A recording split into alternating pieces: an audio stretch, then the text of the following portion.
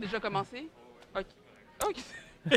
Où on regarde, toi, ou Je pense que comme ce qui vous... Ouais, ce qui OK, vous rend à l'aise. OK. Donc, on est avec Véronique Fournier, directrice générale du Centre d'écologie urbaine de Montréal. Merci beaucoup. Merci. Vous venez d'animer un panel sur l'inclusion dans les budgets participatifs. Donc, vous avez aussi été élue enseignante. Maintenant, vous êtes à la tête d'une organisation communautaire. Donc, pour vous, pourquoi est-ce que le budget participatif est un outil intéressant en démocratie participative? Bien, le budget participatif, dans le fond, c'est un nouvel espace de décision. On croise à la fois la décision politique, l'appui des fonctionnaires de l'administration publique, des organisations de la société civile, des citoyens. Puis, dans le fond, c'est de repenser comment on décide ensemble les projets, puis la manière dont on veut transformer notre milieu. Puis, en ce sens-là, je pense que dans un contexte plus général où les gens ont une certaine apathie par rapport à la démocratie traditionnelle, à la confiance dans les élites, à la capacité de réellement avoir un impact dans le quotidien, bien, le budget participatif, finalement, ça nous donne des moyens concrets, le budget, de réaliser des projets qui répondent aux aspirations, aux besoins des citoyens, mais ensemble. Et ça, c'est important, c'est de dire, bien, la ville a de la place pour tout le monde, que ce soit à l'échelle de la décision politique ou citoyenne, pour la transformer. Puis c'est à ça que le budget participatif, finalement, nous convie. Moi, souvent, je me dis, le budget participatif, c'est surtout pas une fin. C'est un moyen, c'est un processus inclusif, participatif pour transformer la ville et finalement avoir des impacts concrets dans notre milieu. Des fois à toute petite échelle, l'échelle du parc, de la saillie de trottoir. Dans certains cas, ça va être à l'échelle des écoles, ça va être à l'échelle de grands projets, des fois de réaménagement. Mais l'idée, c'est d'avoir un impact, une transformation citoyenne de la ville. Ouais. Et puis, vous avez parlé de confiance. Un des thèmes de la conférence, bien, le thème de la conférence, c'est la participation sans exclusion. Donc, comment est-ce qu'on va chercher ceux qui n'ont pas confiance en l'État parce qu'ils sont mis en marge? Donc, par quel moyen ou par quelle stratégie est-ce que vous voyez qu'on peut aller chercher ces gens-là?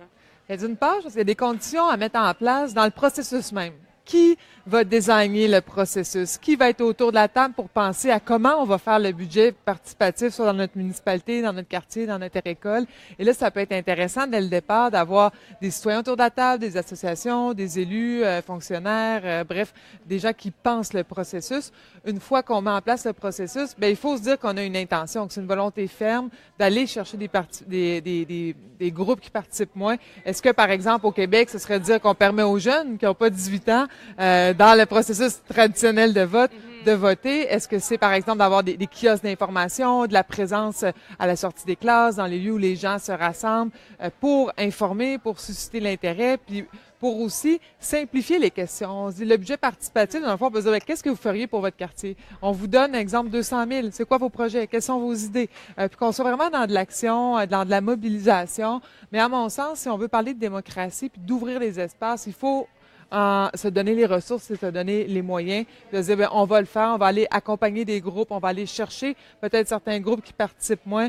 On a eu un super exemple aujourd'hui au Portugal où c'est des détenus qui ont participé à la construction même d'un des projets réalisés. Et ce que les gens nous disaient, c'est que d'une population qui participait pas du tout au système électoral, sont maintenant pratiquement un taux de votation de 100 %. Alors de dire, bien, c'est par l'expérimentation concrète du processus, du choix démocratique, que finalement, on arrive au grand projet collectif de la démocratie. Ouais.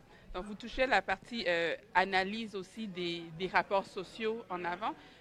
Et quand on réunit tout le monde à la table, est-ce que vous avez des exemples de pratiques porteuses pour ne pas reproduire dans le processus les rapports inégalitaires qu'il y aurait en dehors? Ou... Ouais. Mais c'est une grande question, mais qui est fondamentale. Ouais. Parce qu'on se dit, bon, si on parle, par exemple, de littératie, d'alphabétisation. Ouais. On veut que les gens soient informés des enjeux, puissent y contribuer, mais ça veut dire qu'on va faire des outils aussi qui sont adaptés, qui ne sont pas nécessairement tout en écrit, qui vont viser de l'expérientiel, où on va aller rejoindre, par exemple, des gens vraiment dans le milieu de vie et qu'on va mettre les efforts, ou ça peut être dans des cas où est-ce qu'on va traduire les outils, où on va avoir des gens peut-être de la communauté qui mobilisent. Je pense que c'est l'exemple de Boston.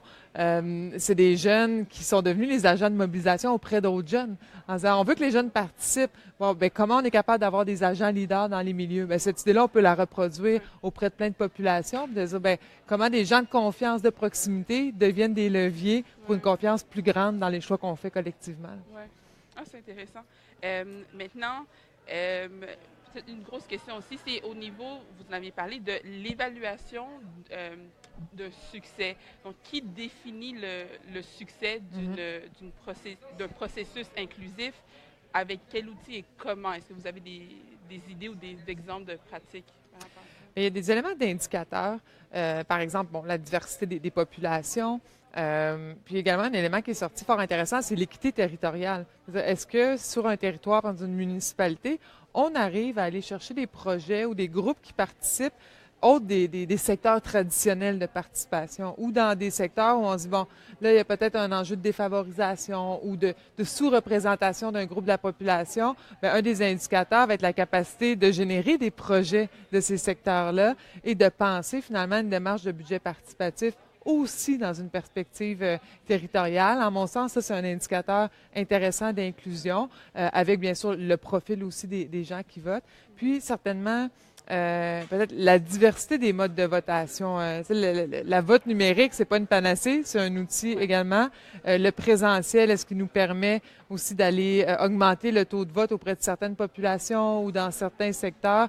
Puis, en mon sens, il y a des exemples, notamment aux États-Unis, où des groupes qui participent moins à la participation électorale traditionnelle bien, ont des taux de participation plus élevés dans le budget participatif parce qu'il y a une intention puis un effort de rapprocher le lieu de vote du quotidien des citoyens. Mais écoutez, merci beaucoup. Merci. Si on veut plus d'informations, est-ce que vous en avez sur votre site Internet? Oui, on a sur le site Internet écologieurbaine.net, on a un peu l'ABC du budget participatif, des cours vidéo, des informations également. L'idée, c'est de dire, ben, au Québec, on peut se contribuer à diffuser ces pratiques-là, à faire en sorte que de plus en plus de municipalités s'engagent, puis qu'on connaisse également ce qui se passe au Québec sur ces pratiques. Alors oui, on vous invite à vous informer sur le site. Puis également, page Facebook, Budget participatif au Québec. On alimente de plein d'exemples dans le monde, de plein de villes. Alors, on essaie de créer le mouvement autour de ça. Excellent. Merci. Merci beaucoup. On se revoit pour une autre entrevue.